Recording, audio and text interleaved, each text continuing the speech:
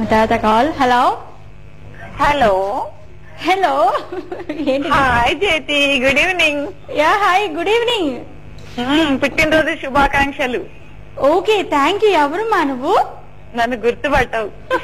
అదే శోభ ఫ్రమ్ జహీరాబాద్. శోభ, ఎలా ఉన్నా శోభ?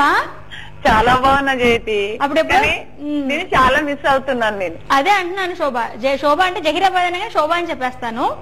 అలాంటి శోభ నా పుట్టినరోజు నాడు కాల్ చేసి నాకు విష్ చేయడం చాలా సంతోషంగా ఉందమ్మా. అవునా, థ్యాంక్ యూ. లాస్ట్ మంత్ 30 రోజు చేసా, మళ్ళీ కరెక్ట్ ఇవాళ చేసా, అడ్వాన్స్ గా చేసా ఒకసారి. Okay okay okay, thank you Shobha, thank you so much. గుర్తు పెట్టుకుని కాల్ చేసి విష్ చేసినందుకు. ఉంటాను. ఓకే, మంచి సాంగ్ ఏ జ్యోతి. తప్పకుండా మంచి సాంగ్స్ వస్తున్నాయి ఇప్పటి వరకు. మరి తర్వాత ఇంకొక కాల్, లాస్ట్ కాల్. హలో, అంటే ఈ ప్రోగ్రామ్ కి last call. Hello hi. Hi, ఎవరు?